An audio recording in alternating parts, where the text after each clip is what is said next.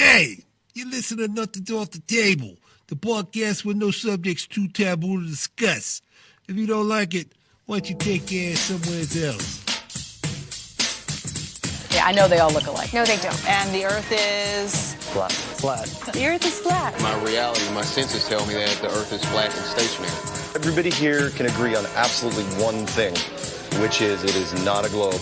So you're saying that when far-right groups come here and throw demonstrations and have their rallies, they don't necessarily have to throw the first punch in order for you to react violently? The purpose of these groups in coming to Portland is to attack people. God hates America, vile land of the sodomite damned, the most ungrateful and the most arrogant anti-God nation that ever existed. Enter the Phelps Clan and other followers of the Westboro Baptist Church in Topeka, Kansas, who've become infamous for picketing the funerals of gay people with signs that carry slogans like, God hates fags. Ladies and gentlemen, boys and girls, freaks and weirdos, welcome back to yet another episode of Nothing's Off the Table. We have a super fantastic guest for you tonight. So our guest, real quick, her name is Michelle. I'm just kidding. It's Belanger. Yeah. So Michelle is very famous for being on A&E. She's been on a lot of your paranormal shows. She's done a lot of things down that route. And if I am not mistaken, you are also the author of over 24 books. It's not counting about that point. So yeah. Yeah. So I think one of the famous ones that most people would recognize is the Psychic Vampire Codex. Is that correct? That one and probably the Dictionary of Demons. Those are my top sellers. Yeah, I'm just learning how to read, so bear with me. Yeah, and as always, I want to welcome my co-host Vinny over there. That guy. What's happening, Doc? What's up? It's days, but it is now too warm up here. So. Oh wow! Look at that. All right, that didn't take long at all. Moving right along. So first of all, Michelle, we want to thank you so much for coming on the show and humoring us and putting up with our bullshit. It's great to have you. So most famous, I want to get right to the question that you didn't want me to ask. Okay.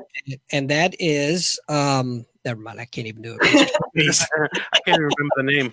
Yeah, I can't either. I can't do it with a straight face, but, you are a psychic vampire, correct? Yep. As weird as that sounds. Yeah. So I don't know anything about that. Can you maybe share a little bit? Yep, I've been the media liaison for the vampire community since 1996, so the soundbite will be familiar to anybody who knows anything about it. A psychic vampire is a person who needs to regularly and actively take human vital energy in order to maintain their physical, mental, and emotional well-being. If people have seen me doing anything on the paranormal shows, they know me as a psychic, and they usually leave the vampire part out. But it is my belief and experience both that my ability to pick up on energy, people's energy, the energy of space is very much tied to this other capacity that I have. I was born this way. Nobody flapped out of the night through my French doors and like nibbled my neck and made me a psychic vampire. Didn't wake up in a coffin dead one day. I was just born into a weird family with a weird quirk. Well, I guess you wouldn't wake up dead. When and how did you kind of a vampire movie? Touche. When and how did you kind of get the feeling that you were this? So I grew up in a family where psychic stuff was fairly normal, and we were encouraged to talk about it and experiment with it. And as early as first grade, I had a sense that it wasn't just that I could perceive this, but I was able to take it from people. And I will admit that when I was younger, I wasn't very ethical about it, partly because there was a part of me that was like, well, if I can do it, why not do it? And then there was a part of me that was like, but am I really doing this? Let me not tell this person and take and see if they notice that something's happening. So sort of in the spirit of, just being a dumb kid, but also experimenting to go, I'm not sure I believe that this is a thing, but I think it is. And let's just keep experimenting to see what happens. Fair enough. So I'm going to tell you, I am definitely skeptical, but I'm fascinated by this whole whole thing. I definitely, I can't say I believe, but it's my guilty pleasure. I watch all the shows and then I get laughed at by Vinny and Rail and everybody else. But you know what? Fuck those guys. That's what I say. Well, one of the things with the shows, though, is like there's stuff that's happened that if I was not actually physically there to witness it, if I saw it on TV show, I'd be like, that's bullshit. Mhm. And there's stuff that I've done that I'm like, there's no way anybody's going to believe that I wasn't fed this information. So, like, the only thing I've got to go on is like, I know that I was there. I know I trust my stuff. I work with people who like write right into their contracts. If you ask us to fake stuff, we will walk, because most of us worked with some place which might have maybe sort of suggested that that was something we should be doing. And you know what we did? Sorry, I got a little choke up there. Sorry about that. Anyway, so I know after I've watched you on several shows and everything, and that's why I reached out. But one of the questions that you're always asked is about how did this happen and everything. But I want to know the true Michelle. What do you like to do? I like to swim. I've been a swimmer since I was 3 or 4 years old. Partly because I was born with a heart defect, and swimming was like the best low impact aerobic exercise for me to do. I read a lot. It probably is evidenced by how much I just rattle weird bits of information off. My nickname on Paranormal State was Google or Wikipedia, depending on who you asked. So what you're saying is look it up?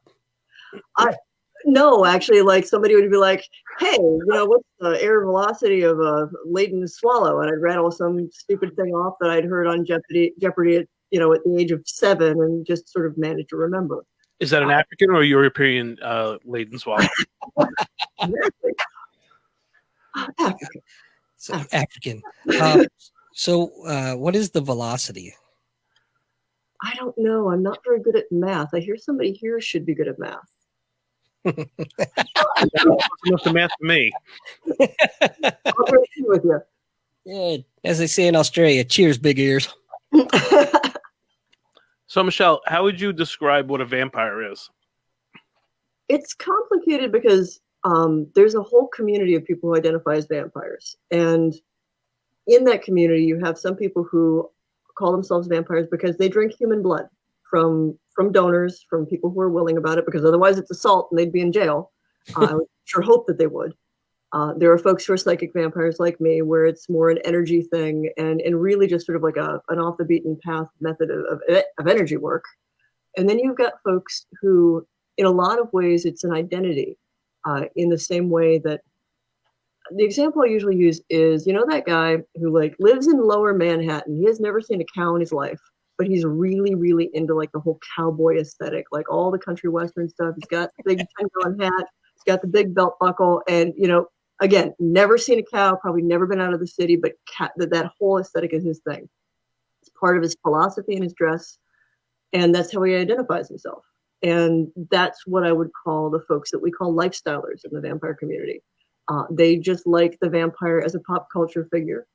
Some of them dress like in basically vampire drag 24/7.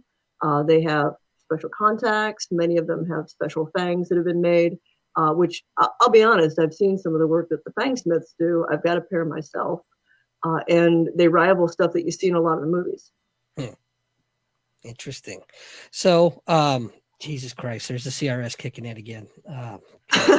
Vinny, bail me out here. I just lost my train. So while Andy's recovering from his third stroke, you mentioned energy work. So how would you describe energy work? So there's Reiki, Qigong. There's a number of traditions that have mostly been imported to the West, although folks who have a Christian background probably understand the idea of laying on of hands.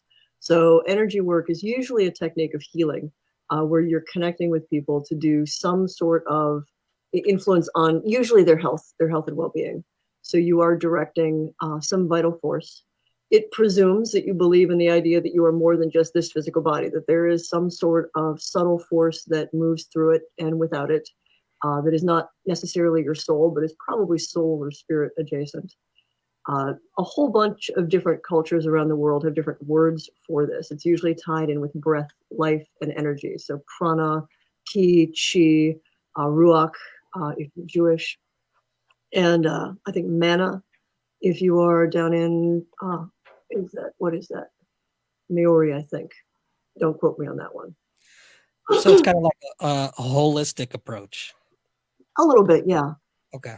Yeah, because I know that's sort of a mind over matter approach. And I will say, like, I live outside of Cleveland, Ohio, where like the Cleveland Clinic is a big deal.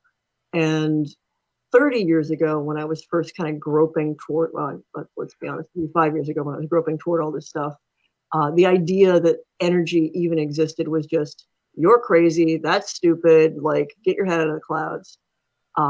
And generally, as I was kind of an egghead and national merit scholar, so everybody would be like, why do you believe in this stuff? You're smart. But as we've gone forward, the Cleveland Clinic, Southwest General has started to do experiments to see if when you're doing regular physical therapy and somebody also is doing some sort of energy work, usually Reiki, like paired with that, do people get better faster? Does it seem to have an impact? And whether it's psychosomatic, mind over matter, whatever you want to call it, there is statistical proof that something's happening, that people do heal up faster.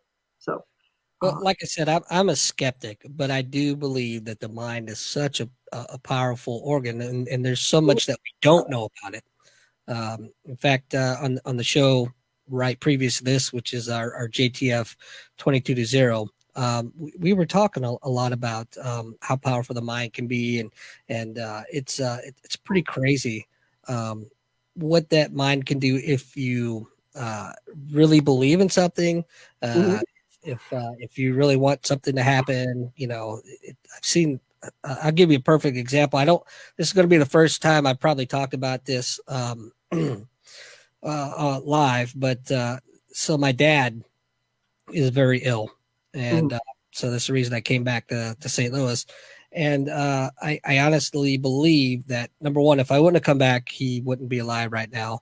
But the doctors are telling him, I don't know how you're still alive, to be honest. So they don't know if he's going to make it to the end of the year or whatever. But we sat down and talked, and he tells me that his goal is to see me retire from the Navy next year. So I think honestly that's what's keeping him holding on. But no, I agree with you, because I think calling it psychic or supernatural or paranormal, like, that language gives it this weird trapping of the mystical. And I think the words that we choose, because we don't have really good language for a lot of this stuff in English, makes it sound ookier than it really is. I think so much of it just comes down to the power of what the mind can do. I met my maternal grandfather when I was in my 20s. He was this big, rangy World War II vet, had been a light heavyweight champion of the European theater. He was a boxer in like 40 something. Again, I'm bad with math.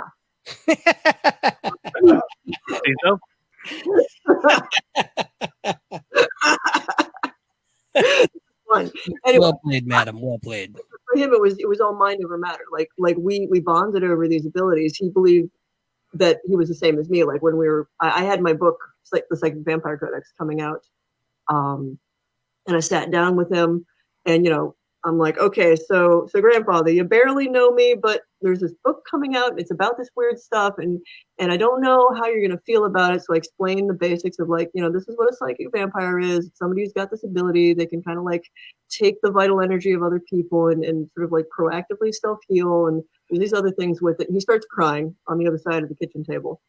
And I'm like, oh, because I've got some Catholic relatives who they've wept over me too, because they're sure I'm just going to go to hell, and they're very sad that they won't see me sitting on a cloud next to them strumming a harp.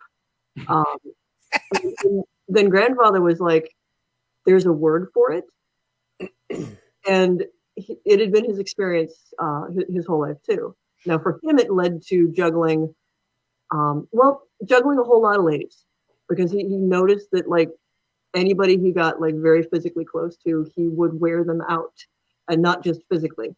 I will say also, this is a fellow who in his 80s would get up in the morning and do 50 push-ups, because you never want to poop out when you're on top of your lady.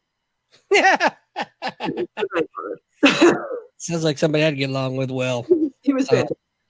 Since you brought up religion, are you a religious person? I was raised Catholic.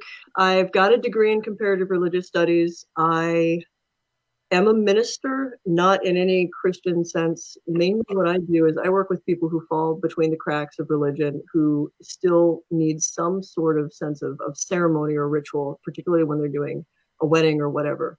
And rather than press what I believe on them, I feel that it's my role in that position to find out what do they believe, what speaks to them most, and then to design something that is going to be the best expression that is the most meaningful for them. So I guess what I can say is I believe most religious stuff is a psychosocial exercise, that we need ritual in our daily lives, but we don't necessarily need God in that ritual. Bill Cat throws in the room, no religion, please. LOL. And I'm an Amish person.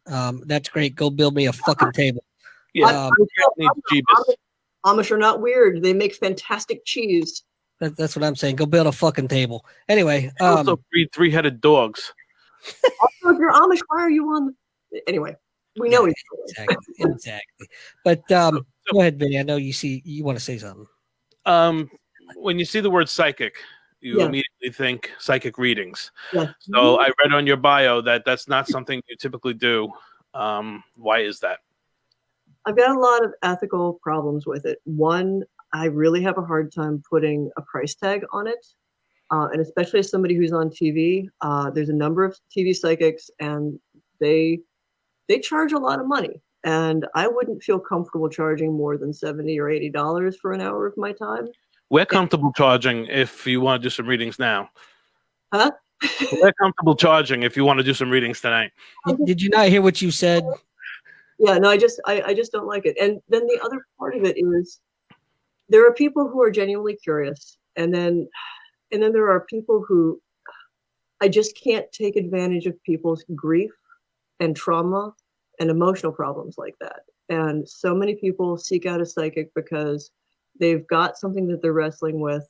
It bothers them, and they're really looking for somebody to give them permission to go do something that they maybe think is a bad idea already. And I can't do it. I just can't bring myself to do it. I don't know what happened. Oh, that's why he's okay. Yeah. So speaking of, are you getting any readings right now? Are you picking up anything? Feeling that there is a peculiar thing on the horizon. And any vibes on the room? Maybe anybody that's joined the room or maybe listening. I don't know. Somebody is really negative. And it's not you this time, Vinny. How about that? No, you know what? I'll agree with you. The religion thing. I'm Catholic by marriage. My wife is Catholic, is obvious, but I believe that, well, especially back in the Middle Ages, religion was just a means of controlling the masses. Oh, it's so political. Yeah, totally. I don't judge you for your beliefs. You can believe whatever you want. Just don't shove it down my throat. Yeah, that is totally my thing. Like, I think God's too big for one religion in the first place, and if there is an evil that I define it, like it's trying to push your stuff on somebody else. Like, my life is my life, your life is your life. Let's agree to just fucking do whatever we're doing, and not try to tell one another what to do. Amen. Oh wait, too soon. I mean, you go pagan with it and go, so mote it be. Yeah, that too. So speaking of evil, what is probably the most evil thing you've come across in either the spiritual realm or even the physical realm? Well, first of all, the most evil stuff I've ever encountered is always from people, living people. And I've worked with a couple of folks who I would describe politely as narcissistic sociopaths. And to me, real evil is when you are someone who takes advantage of other people for the betterment of yourself, and you fucking know that it's hurting people and you don't care because you're getting something out of it. So politicians, basically. So, Michelle, as a side note, I just want you to know you have a super fan in the room. Amy wants us to tell you that she loves you. And she followed that up with a please tell her that she loves you. And Amy is an awesome person, so Yeah, Amy is excellent. Amy, call in. Call the show, Amy. Yeah, I try to be pretty real about stuff, but it's hard. Like, I'm on TV, and a lot of the shows, like, they want a certain level of, like, act really scared if you're here, and I'm like, dude, the stuff I grew up with, like, this is not going to make me startle. Like, it really isn't. It doesn't hold a candle to my grandmother. Whoa. Doesn't hold a candle to my grandmother either. Let me tell you, she was so. Never mind. I'm not even going there. I know. Like, old family stories. So, tell me about some of your books, especially the demon. God, man, there it is. Dictionary of Demons. It's really easy. So I wrote that one. That one got published almost 10 years ago. It'll be 10 years ago next year, and it started out. Actually, I remember it was like 2002 or so. I was creating, kind of on a lark, just this personal source of, like, different demon names, and it was when I was touring with my metal band Earn. It was partly just a writing reference, and when I was doing the stuff with Paranormal State, Father Bob, who was a Catholic priest who did exorcisms, well, not officially exorcisms because the Catholics are kind of funny about that, but deliverance ceremonies. Hold that thought, because I definitely want to go back to that. But please continue. So we're sitting in the hotel lobby, just kind of waiting in between stuff, and we started talking about things. And he'd done a thing, and he'd gotten a name from the spirit, and he was complaining about how, like, you never know what the names are because you've got the big ones: Beelzebub, Satan, Asmodeus. Nobody likes to say them out loud, but that I don't go with that. But long story short, I was like, well, I've got access to all of these old medieval books. They're called grimoires. It's where most of those names come from outside of the Bible. How about I just make you a resource? And that turned into the Dictionary of Demons.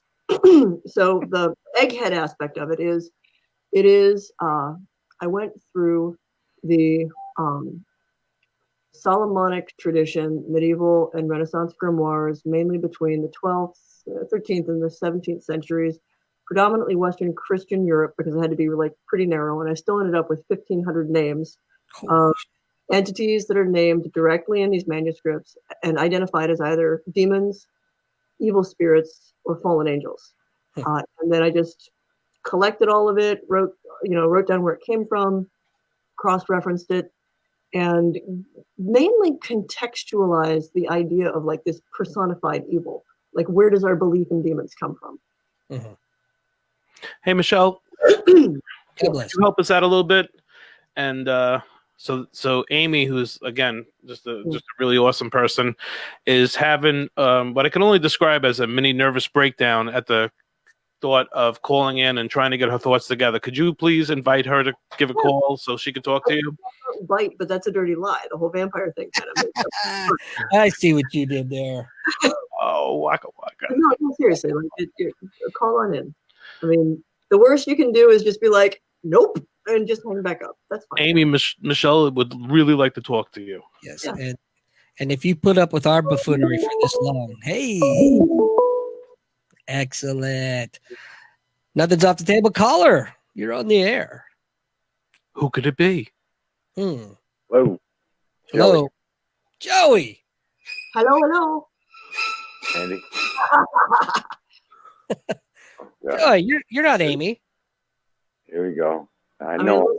Really strange happened. Amy, are you there? I'm here. Who, me or Vinny? Yeah, Amy. I really want to talk to her about this. It's something that I've. Are you chasing Amy? I'm not. The guest name is Michelle. Oh, Michelle. Michelle. It's something that I've kind of fascinated about since I've seen it. So my ex-wife's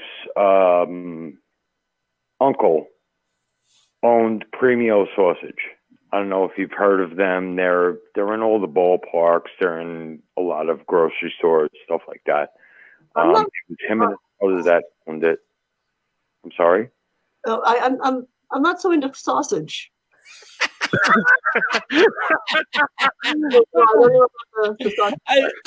I see. I know I loved you for a reason. Yeah. So yeah. So it's the actually one of the biggest companies in North America, and they do well over $100 million a year. So you can laugh at all that if you want. I'm just trying to question a little. Premio, Premio, and he was diagnosed with Lou Gehrig's disease in 2006. He unfortunately passed away in 2009, in November of 2009. Now, I get the sense that you're sitting alone, and you're often very lonely, and it really feels like there's a lot going on in your life that makes you feel pretty upset. There's a lot of anger, but it comes out as a lot of hurt. And you've got stuff that you want to ask. I get the sense that the very fact that you're asking questions is because you don't have a whole lot of outlets. I don't have a whole lot of what? Outlets, like places where you can just, I don't know, friends that you can vent to. Like, you just seem like... Well, it's not vent. I mean, you're the expert, right? So, I mean, you were on the show. I mean, I kind of wanted to talk to you about this. What I'm going to tell you is, so you've taught way too many people to think that just because somebody's on a TV show that they are an expert. Like, just, I mean, I'm not saying, I mean, you know more than me. I'll put it that way. You know more than me. But obviously, so I have this picture that I will produce to Andy and Vinny, Balloon Knot. I had to throw that in there. Joey, real quick. Hey, buddy, I'm not trying to be rude, but get to the point because we have a lot of people that want to call in. He's trying to send a photo. All right, cool. So anyway, there was a picture of the deceased uncle in front of a pool, and next to him was a lighted kind of like entryway, and it was caught on closed circuit security camera. It was motion detected stuff. So I have the picture, and he used to get pissed off when his kids turned like the pool heater up to like 98, 99 degrees. And, you know, of course, you're burning through gas like crazy. Okay. And he used to get aggravated by it. And do psychic stuff. As little information as possible. Like, don't tell me anything else. If you actually want me to do any kind of like, look at this image, just nothing else. I don't want to know whose uncle anybody is, who's related to anybody. It's the reason that I go into the locations blindfolded. Is I'm very perceptive. I'm not dumb, and I always like to rule out the very ordinary perceptions so that I know that what I'm getting is psychic. So nothing else. If you want me to give you any input on the image, just send the image, and I'll say whatever comes to mind. All right. So I can't send the image right this second. I can send it within never. I'm sure they will get it. You know, a short while. But how is he doing? You tell me anything about that? It doesn't work like there's a telephone. First of all, I will tell you, every medium that tells you, hang on 1 second, whistle up a dead guy and say that your great grandfather is doing fine and like give him, it doesn't work like that. It really doesn't work like that. All right, Joey, cool. Joey, send me the picture. All right, yeah, send it to Andy, Michelle. I respect you, brother. You're awesome. All right, thank you, man. I'm just not going to lie to you and say that you can just go like, hey, how's Great Agnes doing? Because Great Agnes might be like reincarnated. She might be somewhere else, and she might just think I'm an asshole, so she's not going to talk to me. Rail, do we have the other caller? Or? No, we can only take one at a time, so I had to. So whoever was trying to call in last can try to call in now. Yes, the line please is call back in. So there we go. Right. Caller, how you doing? You're on the air with Nothing's Off the Table over here. Please go ahead. Caller, you're on the air with Nothing's Off the Table. Hi, guys. This is Amy. Hey, Amy. Oh, gosh. I am so excited to actually talk to you, Michelle. I have been a huge fan of yours for so long. Both my boys and I have been.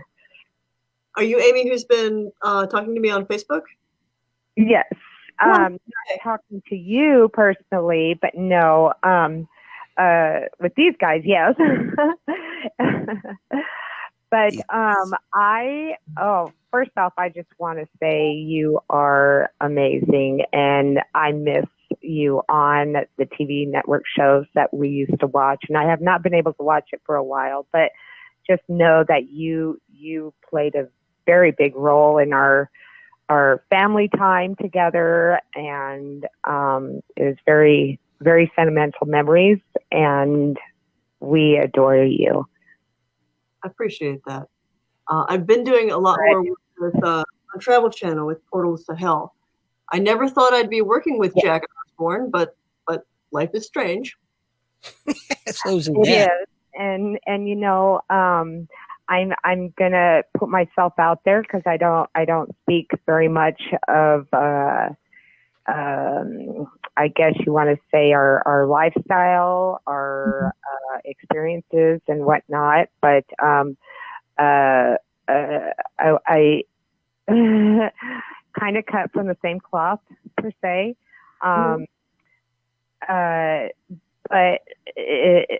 I really have been wanting to talk to you. I'm kind of nervous here, so I can't get to the point. So somebody please help me out. I just want to. She's fangirling. Yeah, totally. Hey, Amy, can I ask you a question? Yes, please. So what do you think gives you like this connection to Michelle? What does it bring out in you that makes you so happy? Well, right now my heart is pounding.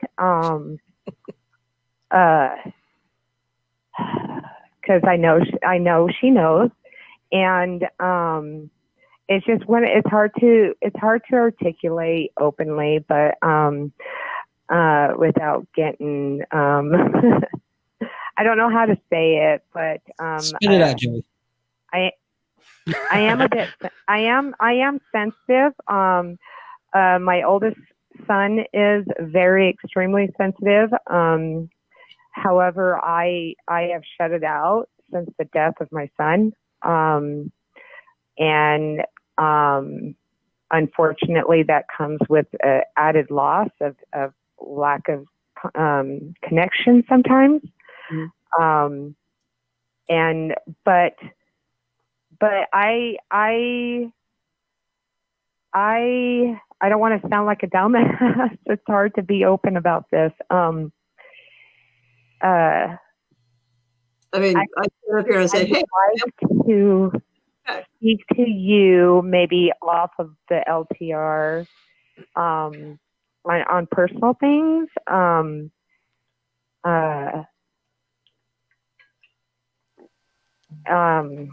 Gosh, my mind is blank now. Can she contact you outside of the show? Can she friend you on Facebook or on a platform and contact you? I've got a Facebook fan page if you just want to like leave a little message there, and I can.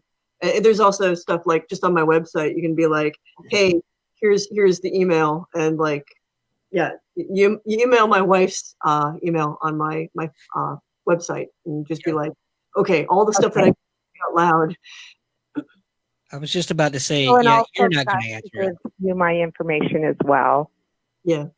Well, it's a little scary. Like you're like other people are listening now. Suddenly, you're just sort of like shouting out to the world, and this is stuff that I don't know that you would feel comfortable even saying right off the bat in an email. So it's okay. Yeah, and I feel like it's okay. It's just I have so many questions, and But first of all, what is your beliefs on suicide? It varies from person to person. I believe that a person has the right to end their own life in certain circumstances. I believe that some people commit suicide and it is a great tragedy, and they really, if they'd thought about it differently. I don't believe that a suicide automatically goes to hell. I think that's incredibly ignorant and just, I mean, what kind of a shitty God would do that? Like, the person's committed suicide probably dealing with trauma and depression, and now what do? You bitch slap them for it? Like what the hell? Right, So right. I really want to. You're kind of breaking up a little bit, so I'm sorry if I am interrupting you, but I'm gonna just put it out there. What was he thinking of us? I'm not going to try to read your son over here, but what I will say, as someone who's got part of my degrees in psychology as well, what he was thinking about you guys doesn't matter, because in that moment, what he was thinking about was himself and the amount of pain he was in. And that's what happens. And that's usually what leads a person to do that, is something has become so overwhelming that they can't see any other way out of it. And it narrows their focus. So in that moment, it's really hard to consider the repercussions, to realize that, death doesn't hurt the person who's dead. It hurts the people who are left behind. Absolutely. Right. Well, I can tell you that, I for the longest time, I have not been able to feel him. I've been shutting things out. Certain things that I don't know if it's just my grieving thoughts or if it's my sensitive side of me. But I do question a lot of how much he's around myself, but most importantly, my oldest son, who is still with us. But also, if he is able to be around. I mean, personally, I do believe in the survival of some part of our intelligence after death. I've had too many experiences to not believe that. And I am somebody who started off calling myself, like feeling that I'm skeptical in the classic Greek sense of it, where there needs to be empirical evidence that I've personally experienced to go, yes, I think this is real. Mm-hmm. Been in contact with people who did commit suicide, and sometimes it varies from person to person. Each case is unique. Like, sometimes they're filled with regret. Sometimes they avoid the family because they don't want to cause more pain. Sometimes they're not around because they're off doing the stuff that they needed, that they should have been doing in life to deal with the trauma and the pain that got them there.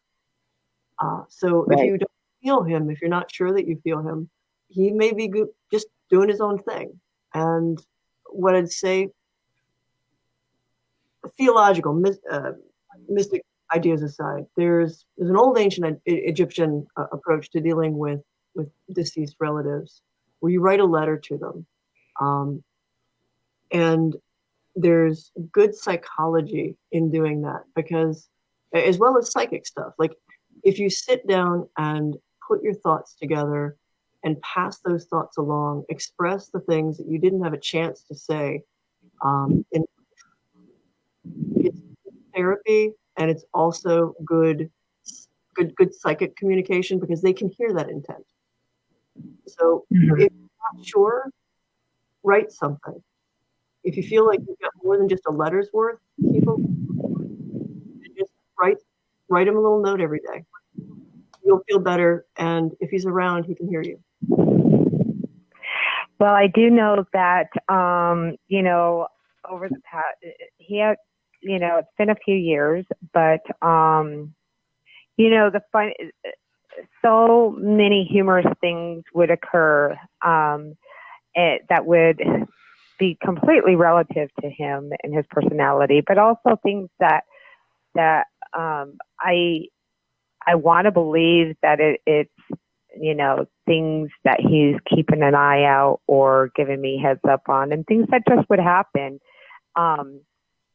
that is completely unexplainable. And I don't want to I'm going through that phase where, am I crazy? Is it just grieving? Is it really him? Or waking up every morning at the same time, or just knowing that something is supposed to be, and if I don't pay attention, he kind of, in a sense of a teenager throwing a fit. Okay, if you're not going to listen to me, I ain't going to talk to you, kind of thing, and so it's kind of hard to differentiate if this is just in my mind, or is this something, because we have always believed in that higher level and have had our experiences at fun times and kind of frightening times and skeptical times and whatnot, but all in all, we are definitely true believers. And I really would like to find a way to have someone's insight to decipher through that, to make more sense and to be able to move forward in the most healthier way. Hey, Amy, real quick. Obviously, Michelle is a very awesome person. And if you email her, I know for certain she won't get back to you, but her wife will. And then, and then the one will me and get me to it. Right. But I understand it's difficult to put this out there, and maybe not everybody needs to hear all of your personal stuff either. Does that make sense? I know.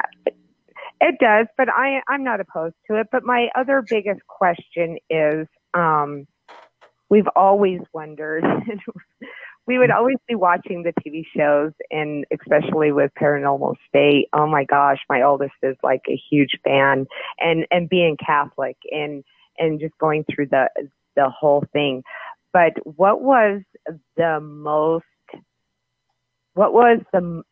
moment that you experienced that was 100% you knew was the afterlife? It actually had to do with the suicide. There's an episode, I'm not on it. It was the episode where we learned that you can be too psychic because you actually can break like privacy issues, and they were afraid we would get sued for stuff that I pulled up. It was in Mason, Ohio. Lorraine Warren ends up being the psychic on this episode. I got shuffled off after I did my reading. The woman had reached out to us. She felt that the family was under demonic attack. There was a Pentecostal family. We were super busy and nobody got back to her. And she literally gave in to despair. So she hung herself in her garage. Mm-hmm. Her sister then reached out to us because the activity and stuff was still going on. And so I don't know any of this. I go through the place blindfolded. And what I pick up is 18 years of sexual abuse. Really incredibly graphic stuff.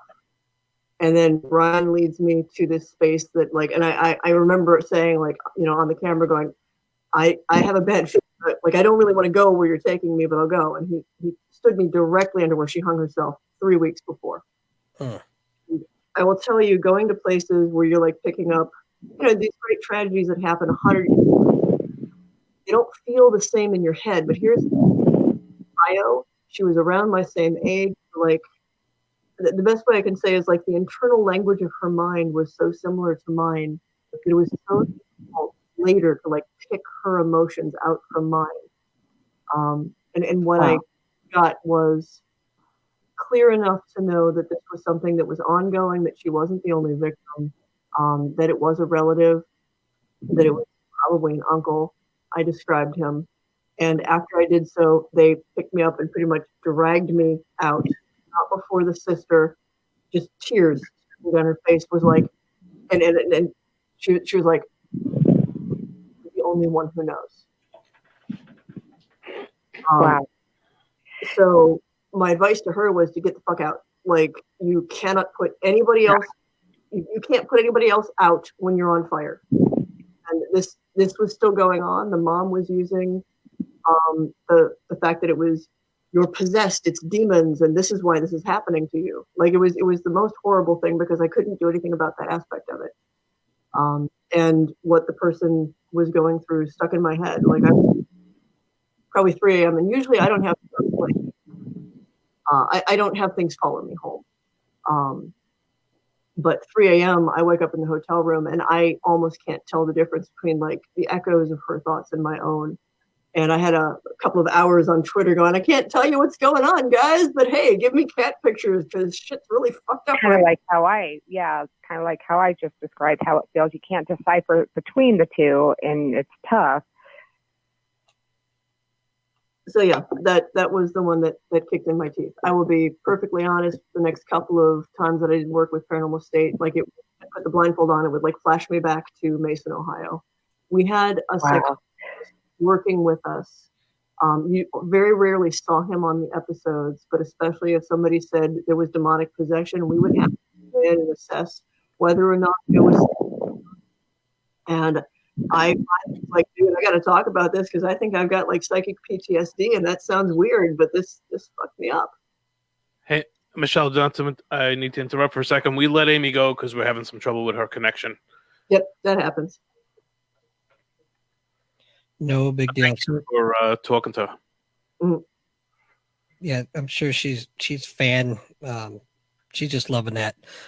There was a comment that was in the room earlier, and John Perry, he wants to know if you know what kind of demon Hillary Clinton is possessed with.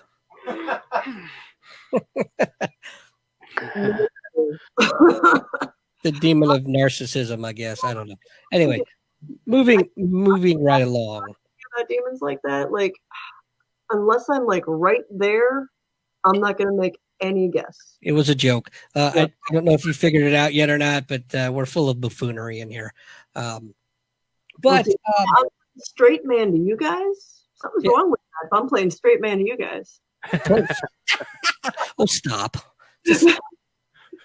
So I did notice, I think it was on your website that I saw that you are into polyamory. Is that correct? We it's, I don't know, 7 months, maybe a little bit longer ago. I had a friend of mine come on and we did a show on polyamory and kink. And that was eye-opening for me because I didn't even know what it was at first. So that's pretty awesome. So we've bonded over that. That's cool. So we got that going for us. But, so I had another curious question for you. In one of your books, you have a transgender character. Yes. So how does that fit in? And I think I watched an interview with you, and it was basically saying that it has nothing to do with trying to push a social agenda or anything like that. It was just a character. That character, so that's in the fiction series, and it's relevant. The character is immortal. The character is an angel, and the character is, fallen angel. I was spending some time trying to think of, like, if you spent 500 years, 600 years, 1,000 years in the same body over and over and over again, how would you start playing around with it? Like, my first version of that character, I had them like really seriously into body modification, tattoos, like all the stuff, and that didn't quite fit. And then I thought, well, here's the technology for this character to try on like a whole different skin, like a completely different identity. And the character just sort of like grew into this person who's like, you know what, fuck it, I'm a 6'6" bitch now, and. You got Steve playing around with his body 10 minutes after he gets up in the morning, so it doesn't take 5,000 years. Well, yeah, I mean, seriously, like when everybody's like, well, really think about immortality. Like look at your body right now and imagine being stuck in that exactly like it is now for like the next 20 years, the next 50 years, the next 100 years? Can you even comprehend? Like, what would you do? I'd rather not. Yeah. My girlfriend looks at my body and thinks about the next 20 years, and she's probably none too pleased. So let's go back. You mentioned a name that we shouldn't mention, so we're going to skip right over there. But going back, let's go back to Father Bob. Yeah. Yeah. So I'm super fascinated by the whole exorcism thing. So and if my wife's listening, she's going to kill me. I don't necessarily believe in God. I believe in something. Your wife doesn't listen to this nonsense. You're absolutely correct. But yeah, so how does that whole demon thing? So if somebody isn't Catholic, could they still be possessed by a demon? Like if they don't believe in God, one, it depends on your idea of what a demon is. Okay. I work with most people, especially the paranormal state, especially a lot of folks' pop culture idea of what demonic possession and exorcism is absolutely like sealed in our consciousness from a movie that came out the year I was born. So 1973, The Exorcist. And so we've got a young priest and an old priest, and like that sort of like really electrified certain images. Mm-hmm. The Catholics certainly had the most formal ceremony for dealing with possession and exorcism, to the point where they have specially trained priests, as well as a very clear checklist of like, if you fit these things and only these things, then we will consider that possession is going on.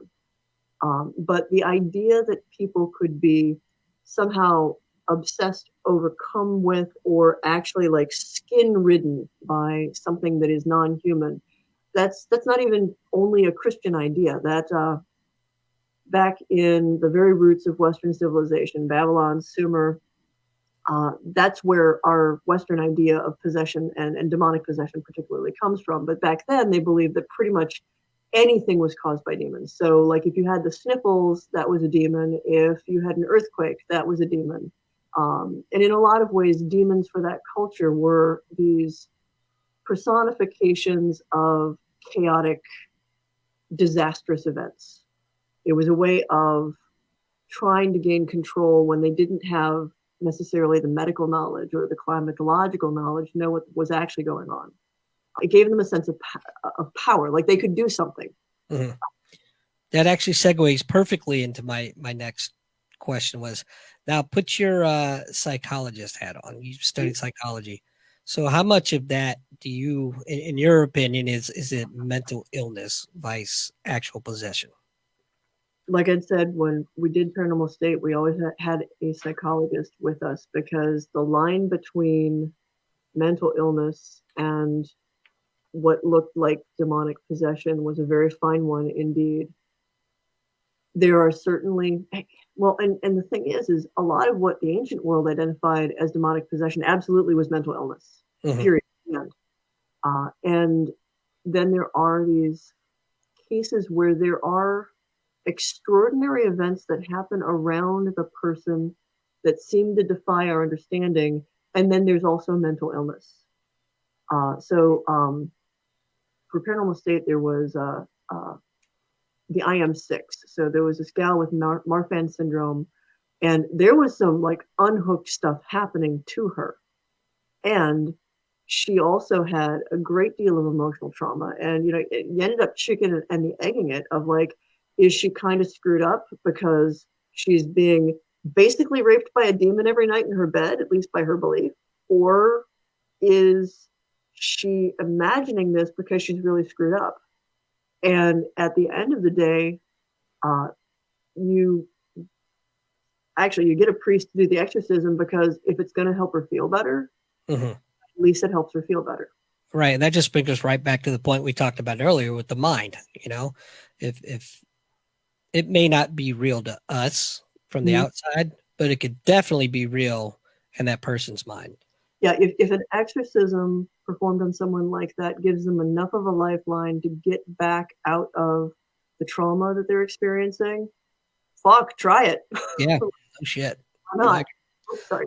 That's all right. Happens all the time. So I want to let's talk about something cool. Let's talk about your singing. You know, your band and stuff that you used to sing in. Well, Earned was metal. Actually, we started off in college as Sacrosanct. And then I also do guest vocals with Nox Arcana. I've got a 4-octave range, probably more like 3.5 these days. I haven't been singing a whole lot. Weird thing is I was in a Billboard Top 10, 2006 and 2007 with a Nox Arcana album, which again was one of those where it's like, okay, wasn't trying, just sort of ended up singing with them, and they made top holiday album 2 years in a row.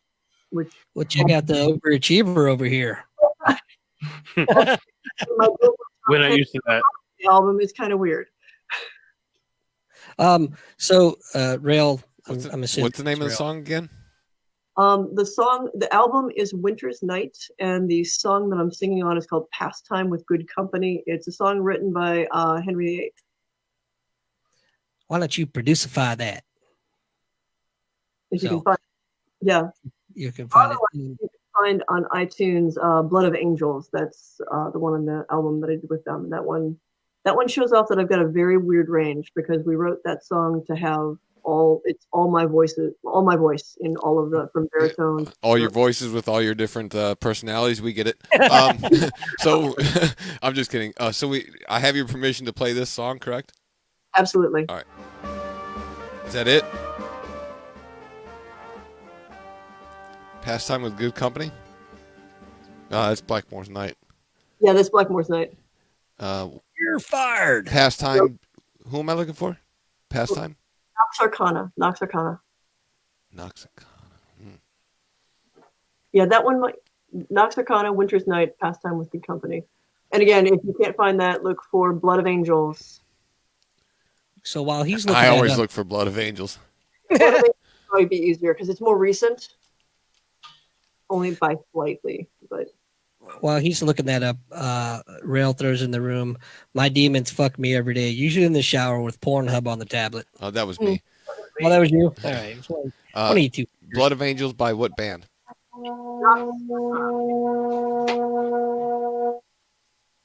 By what? Nox Arcana. You might have to spell that for him. Just, Google like my last name, Belanger, and Blood of Angels, and that should probably bring it up. Okay. Look it up. Look it up. That's a throwback to. We'll have to tell you that offline. We kind of alluded to it earlier. Something about math. No, the math too, but no. We'll talk to you about math hole. Mary, who throws in the room, think Vinny's soul is leaving his body. No, he just farted. What's up? I don't know. Is this it?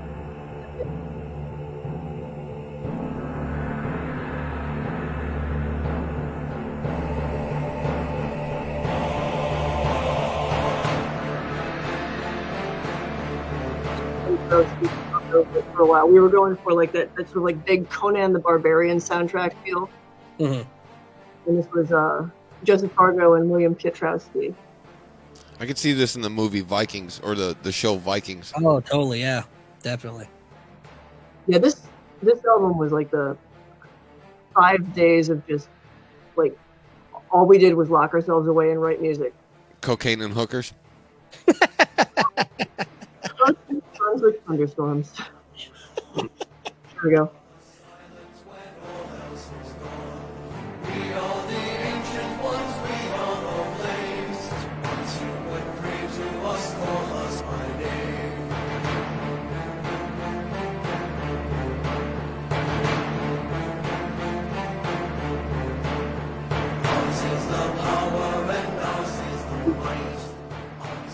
Is that you, or you have all of that? Is me.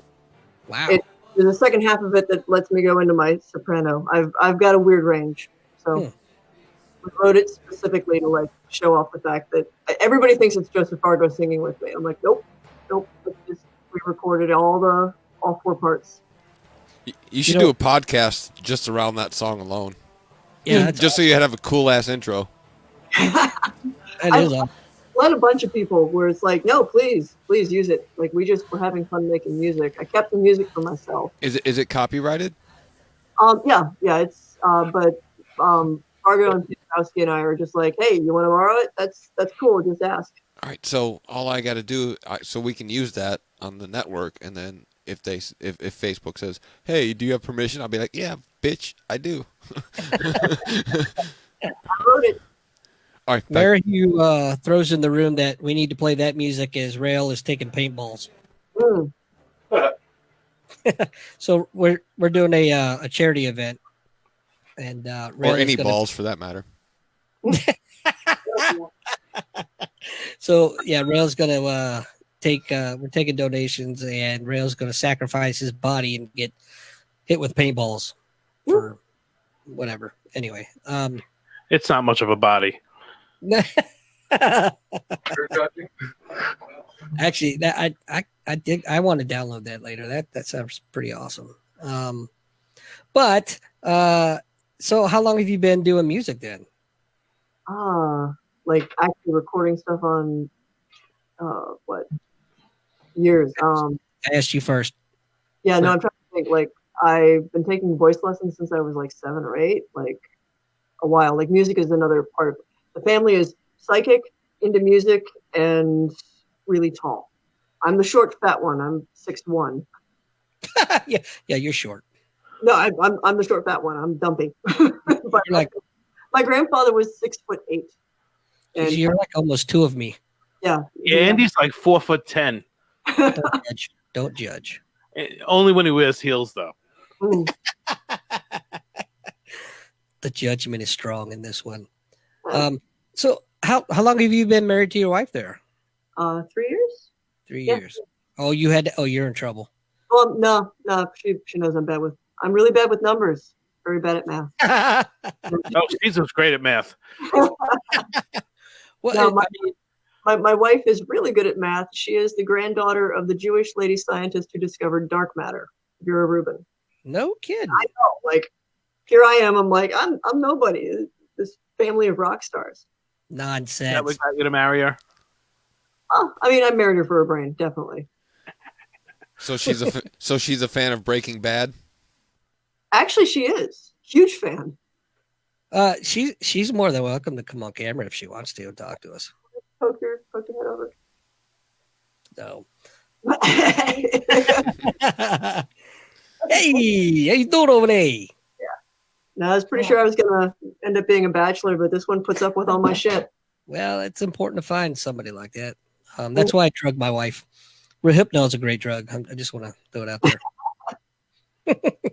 I have to dose her daily, just little tiny bits. But anyway, so Father Bob, do you still keep in contact with him, or? I haven't heard from him. I know that the church eventually was not too keen on him being on TV, and sure. There wasn't any like overt. I do believe that he got a little like wrist slap for calling it exorcism. Again, they've got a lot of very clear ways that they go through that. It seemed like he had a parish in Pawtucket, Rhode Island, and I mean the Catholic Church isn't doing great. Like they've been having to like consolidate parishes, and his was one that was really getting kind of shoved out the door. I really haven't heard much from him since then. I have a lot of Catholic jokes that I probably shouldn't tell on here. I don't know. He told okay, my best Father Bob story is you will like this. So we were in between episodes. We're over at the PRS offices, and we were playing Cards Against Humanity. Yeah, I love that game. Father Bob was like, "Oh, sure, I'll play this game." So we're playing Cards Against Humanity with Father Bob, the Catholic priest. And of course, knowing that I'm the person who will do this, I was nominated to any card that he didn't understand. I got to explain to him because nobody else had the balls. I would have paid to watch that. Like, yeah, I'm kidding. I just like most of this I get, but this one word. What is bukkake? So I explained to a Catholic priest, and he beat our asses at that game. I could have explained it several ways, all of them inappropriately. I didn't spare anybody. Did you say 10 Hail Marys and 10 Our Fathers and Dominus Omnis? You're absolved of all your no. Anyway. No longer, Well, I didn't hear that last part. no longer Catholic. I'm okay. Well, that's what I love about being Catholic. You can go fuck off all day long, all week long. Just go to confession on Friday. You're good to go. That's my excuse anyway. But I gave up going to church for Lent. Unfortunately, we're not in Lenten season, but what are you gonna do? So I don't want to say it. I want to say it, but I don't want to say it. Okay. I'm going to hell anyway. So Father Bob, he just kind of he just looked like one of the priests you hear about, if you know what I'm saying. No, I don't know what you're saying. What are you saying, Andy? I'm saying a Snickers bar and a pat on the head. One of the priests that likes to do Israel says the Catholic rotisserie. I think the vibe from him because he was pretty outspoken about it. But there was another priest that we worked with that I was like, and Jim, I think like there was some question about something going on with him that I'm just like, hands in the air. I don't know. Back away slowly. Yeah. So Father Bob, his was he the head of the church that he was? He was the priest. I think he might have been the only priest. Like, I think he had a Monsignor working with him so that he could actually like go off on vacation and stuff. I was just going to ask what was his name, Neil. You read Rail's mind. Father Bob is he had a glass eye, and he had a very weird sense of humor with the glass eye. So he would like introduce himself to you. He'd palm his eye and shake your hand. We had quit on production who was just like, no, just way too skeeved out by him in the eye. At one point, he dropped the glass eye into somebody's beer and was like, "There's looking at you, kid." So I would have drank that shit and spit it right back out at him. Yeah, no, he was just he had literally poked his own eye out with a stick. Kid, Andy, it was beer, not semen. Shush! Yeah. Don't judge me. Very foamy. Little bleachy. Yeah, it's a little sticky situation, but he was that kid. He was playing with a stick, poked his own eye out with a fucking stick. The one kid that it ever happened to. Right. The rest of our lives. Yeah. And then he becomes a priest. Go figure. Cautionary tale. I don't know him, and I'm just jigging, having some fun. So, well, and to be fair, like I think it's always the quieter ones because Father Bob was just kind of like he would tell he would deal with you straight up. Again, like he'd sit down and play Cards Against Humanity. Mm-hmm. I had been like the priests that aren't so cool are the ones that are very like, yes, I'm very. It's like anybody else in your life. The ones who kind of like put forth that face of they are perfect and they are great and they are wonderful and there's nothing wrong at all. Those very, very straight, very narrow. Yeah, those are the ones you got to ask questions about. Those are the ones using up all their bandwidth every month. Yeah. I mean, my opinion is if somebody can't laugh at themselves. Well, that's what we love about this show. We laugh at ourselves all the time. Yeah. We laugh at Steve the most. And we'll laugh at you. Yes, completely. I'm cool with that. My first deployment to the Philippines in the early 90s, our battalion chaplain was a Catholic priest. And I'm sure you've heard stories of how the Philippines used to be. And it's kind of like what Thailand is today. Mm-hmm. So I'm on Liberty and I go into one of the bars and I look up to my right and lo and behold, there's the good old chaps with two young ladies on his lap. And he's like, "Oh shit, Doc, you didn't see me here." And hey, Andy, you're still calling that sexcation deployment? Hey, look at the time. Now, I want to preface this. This is all BC, and what BC means is before Connie. So, which is my wife. That you all had served the country at some point or another. Well, what's that? I got the sense you had all served the country at some point or other. Bunch of vets. Not all of us, no. Yeah. But but Rail has, Andy has. Vinny services other things, but that's okay. Hey, whatever floats your boat. Yeah. Yeah, I'm going to be deployed in Thailand soon. Yeah, well, it's about time. Maybe you can leave Verone's wife alone then, or girlfriend alone then. Never. So, Michelle, I just want to thank you so much for coming up the show. We've taken up enough of your time, and I am very thankful. And I would like to keep in touch with you. Yeah, and again, nothing's off the table. I'm Yeah, and then you cocky to a Catholic priest. Come on. I can tell you some jokes offline. Yeah. I'm a brazen fool, but I don't know if I'm going there just yet. But I won't send you a message because you won't answer it. I'll send your wife the email, and we'll keep in contact. And I'd love to have you back on, and we could talk about some other subjects because you've got such a wide array of knowledge on so many different things that we can talk about that guy.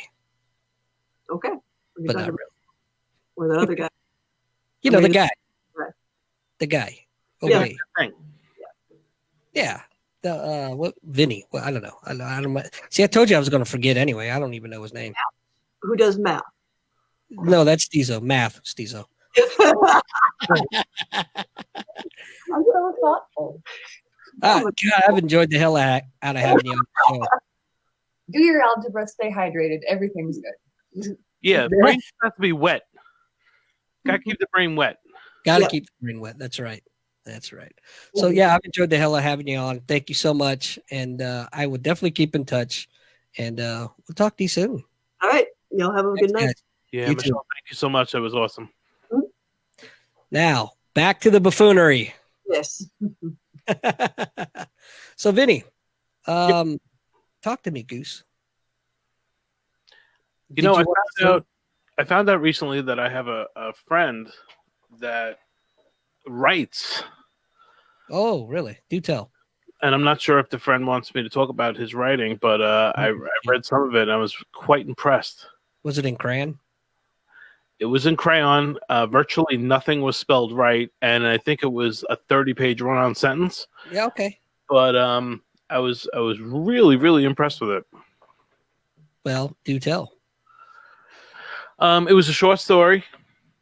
I'm told it was spawned out of a very vivid dream. You said spawned. Spawned. It was very, very interesting. It covered a lot of. I have no point. You asked me what was doing. I read something that's new for me. Wow. Kind of not where I was going, but I think you want to save that for another time. Absolutely. Okay. All right. Fair enough. So that was actually way cooler than I thought it was going to be. Yeah, that was a lot of fun. Yeah. Great sense of humor. I'm sure she takes a lot of shit from a lot of people, but hey, whatever. Teach your own, right? Yeah, and that was a good call from Amy. Oh, it's a fantastic call. Fantastic. I mean, I think could hear a little bit about her call, and I tried to reassure her that it was an excellent call, and it kind of rerouted the topic a little bit, which was really, really good. It got pretty deep, and it was interesting watching the change in the chat room. Some of the guys that was kind of just not necessarily goofing on Michelle, but seemed to be kind of wandering around, kind of got drawn into what was being talked about. Yeah, just kind of the normal banter, if you will, back and forth. Yeah. But yeah, that was excellent. And as a matter of fact, I could hear Amy's heartbeat through the phone. Yeah. Yeah. Yeah. I could actually see her name bouncing in the chat room from her. So hard. So yeah, that is awesome. Hey, talk to me about while I'm doing my business with my Dr. Pepper bottle here. Talk to me about the paintball. Let's pimp that for these guys. Yeah, so our buddy Rail here has decided that he is going to sacrifice a body and his body and what a body it is to try to raise money for a really, really cool charity around here. It's called the Zipper Junction Project. amongst other things, they do a toy drive for highly vetted families that genuinely have a need. So, in true lose the radio fashion, these guys are always putting themselves out there to try to raise some money, try to help some people. So, I believe it's, correct me if I'm wrong, November 7th? November 7th, Rail is going to be taking a quite a bit of shots to the ball bag. The body. That's part of the ball bag is part of the body. Correct, I'm not sure if you ever took anatomy. Wrong. And all proceeds are going to be going to the Zipper Junction Project to help out some needy families and kids for the holiday season. I can't. I'm sure it's a great company, but I can't help to giggle every time I hear Zipper Junction. Yeah. I got to talk to Jim. I got to get a tour of that. I just need to. I need to do kind of a Dirty Jobs-esque kind of tour of a fucking zipper factory. I just, why not? Well, how was it? Bunch of zippers? No, I haven't done it yet. I want to endear myself to the gentleman who owns it, and with my Vinny-esque charm. Dave Rode just threw in the room and he just stole my thunder. He said pepper balls, and I was thinking, CS balls. Wrong. I mean, we didn't discuss, right? Wrong. Rail seems to have an issue with that. Wrong. We'll try to ball him up a little bit and see if we can change his mind. Well, he is pretty ball savvy. He is very ball savvy. He can cut balls with the best of them. You spend one fucking summer at church camp and you never hear the end of it. On the you fuck one goat. You never just goats are like Pringles. You never just fuck one. All I can say to that is Allah Akbar. Guys, you're so bad. So, Rail, since you're off camera but on mic, clearly, where can we donate to this? We in the LTR group, we actually have a post up where you can pledge money. Okay. And then once the event happens, we'll put out the PayPal address where you can actually send your donations via PayPal. We do it completely transparent. Every transaction that somebody sends to DGenX through PayPal, we screenshot that transaction and we put it up in the update thread so that everybody knows exactly how much money is coming right through. It shows the PayPal balance. It shows the PayPal activity. And then we give it a few days after the event. And then once the event is done, and we've given it a couple of days, we total up all of that money that has been donated through the PayPal. And then we give that money to the charity. Are we doing this live? Yes, it's going to be live. It's going to be live on a Thursday night on DGenX Radio. So the first hour will just be regular show and probably me second guessing my judgment nonstop. And then probably about an hour into the show, we'll throw another camera into the room via my cell phone. And then we'll go outside of the Shedio right here. And that's when I will be getting lit up by paintballs by a surprise shooter. Now, did you you still wanted me to come in and take part of that, or no? If you want to, yeah, I'd love to, man. Yes, as long as we got the camera room, I'll do the commentary, the play-by-play. Sure. Yeah, absolutely. So I just have to say real quick, like, tried the corner and missed. I have to say, just to throw it out there, our LTR family listeners are fucking amazing. We are already up over $1,000 in pledges. Oh, outstanding! I haven't pledged yet, so which is way cool. Way cool. Yeah. I just wanted to comment on how amateur Vinny is. He had to get up and go pee, didn't he? Yeah, he did. He did. Yeah. Yep. We have to educatify him on proper Probably body. Mostly because he didn't want me to see him whip out his little cannoli to, fill the Dr. Pepper bottle or whatever it is. Giant whale hog. We're not talking about what you ate for dinner. Mary who throws in the room. Hope HR increases insurance. Rail needs to meet up with you so we can do a life insurance policy. Fucking, he had a good run. So Andy, go out big. It's not what I heard. I see you're back in Studio B. Yeah, that's kind of a sore subject right now. So the guy that's mudding and taping, he's doing it on the side. So he comes over when he gets off of work. So it's going to be a slow, painful process.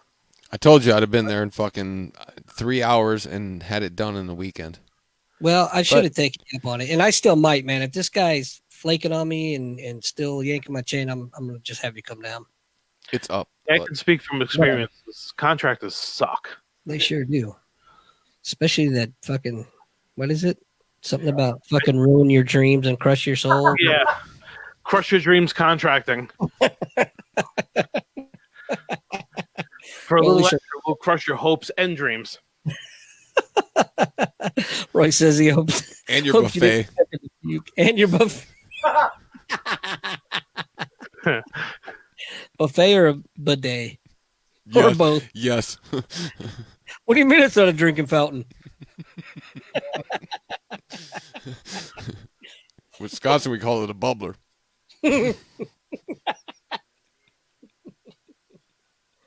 So yeah, I'm really happy that Michelle came on and she was fun, man.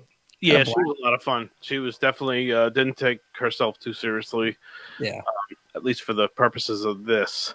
Well, Just to get back to Rail's shots to the ball bag evening on November 7th, Chris Hastings said he's going to sneak through the woods from his hunting stand and light Rail up. Won't be the first time he took something in the ass. Just for the record, Rail will still be carrying while he's getting fired upon, and will fucking fire back. Just saying. Well, just to break down a wall, Rail's lovely, I don't know how to refer to her wife to be, life partner in life, has victim, has captive, contacted prisoner, whatever you want to call her, hostage. Yeah, she contacted me privately and said she actually pledged a ridiculous amount of money if we would take out Rail's ball bag. Just she needs her sleep. Hey, it's called a Pennsylvania vasectomy. Roy throws in the room. There's corn in this fountain. She says she's going to reroute Rail's Pornhub Platinum money and give it to charity. Wrong. Fake news. Fake news. That's $69 a month. Wrong. Fake news. I think never mind. There it goes again. Rail, brother, it was nice knowing you. I'm who's going to take your spot after November 7th? That's what I want to know. Like, I'm going to give a fuck. Anyone? Anyone. It's a pretty small role to fucking fill. Wait, you have a show? Dickhead. Beat me to it, Steezo. It's not like they got big shoes to fill. I mean, he has a spawn. Trent could step into the Shedio. I'll have to walk her through how to turn on the fucking system and everything. Get her online, but she'll be all right. I have no doubt that Trin could do a much better job than Rail, but so could a fucking mute. Yeah, we brought you in. Yeah, I mean, really, you set the fucking bar so low when you got Vinny on this fucking station. Yeah, we could pretty much replace you with a scarecrow. You're getting no arguments from us, just so you know. I just want to point out, and kind of a local thing, there is this, or was, hopefully she died in a fiery fucking car crash, this fossil that kept reporting Rail's post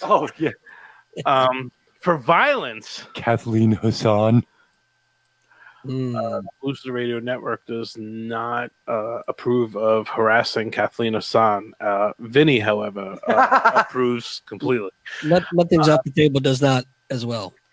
Nothing's off the table. It does not as well. Please, serious. Lose the Radio does though. Lose the Radio. Actually, we will actually send you a check if you harass this fucking stupid cunt. We will fucking send you a check. I'm sorry. I believe that's pronounced Chequa. Chequa. Fair enough. Chequa. You know that thing that none of us get from HR?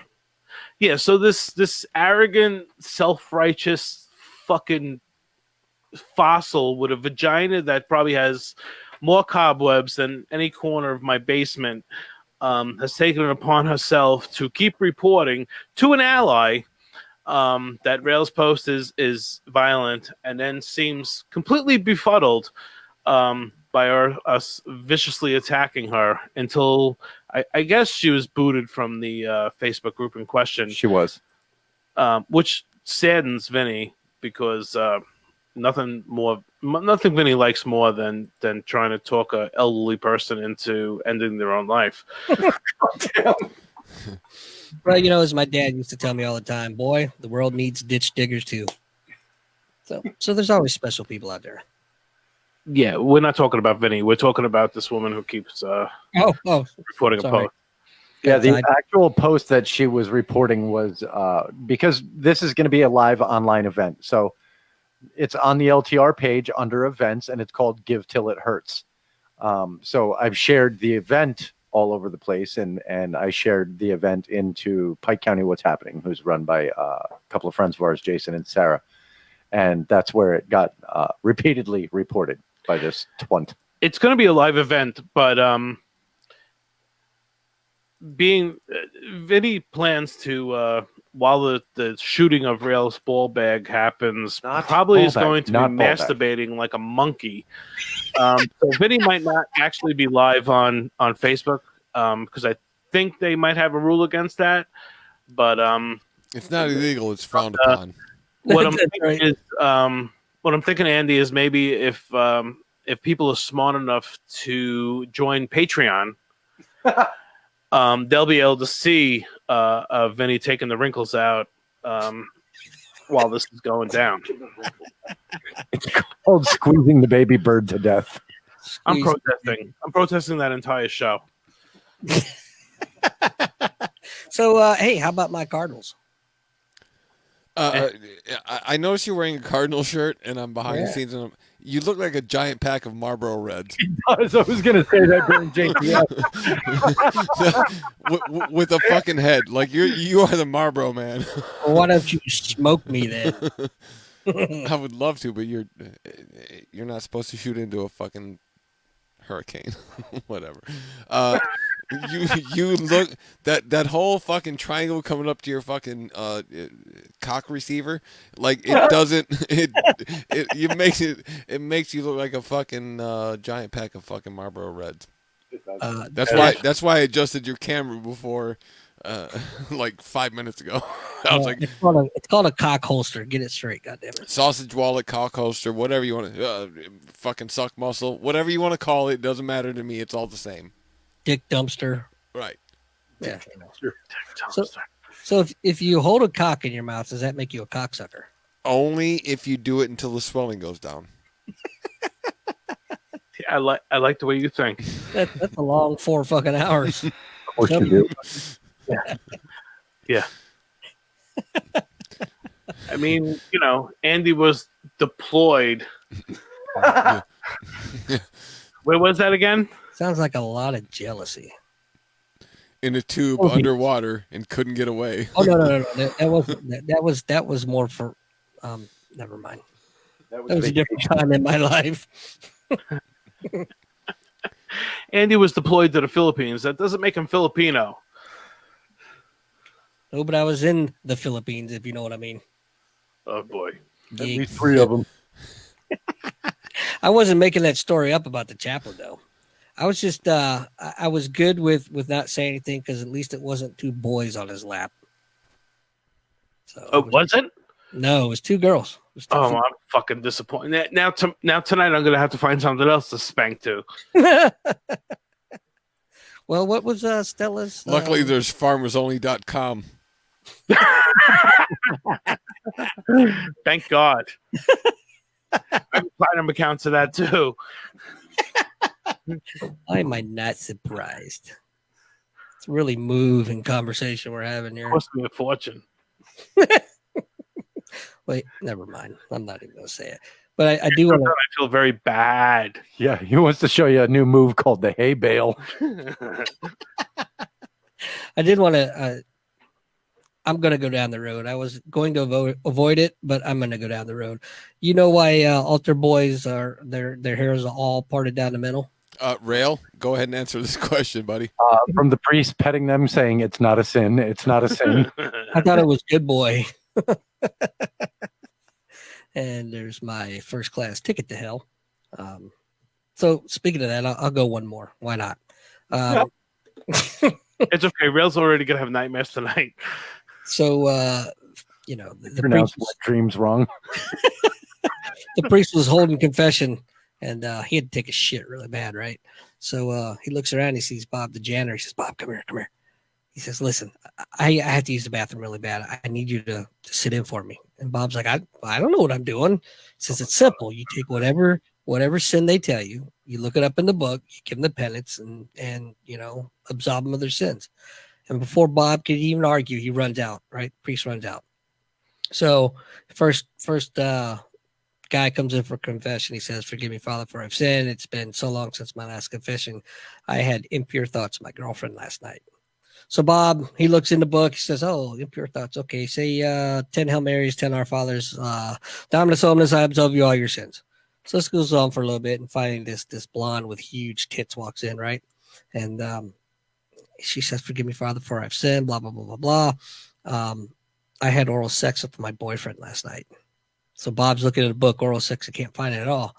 And he just noticed that Timmy, the altar boy, is sitting out there. He says, "Timmy, come here. And he's like, "Yeah." He says, "Hey, man, what does the father usually give for a blowjob?" Timmy looks around. He says, "A Snickers bar and a pat on the head." And there's my second ticket to hell. But anyway,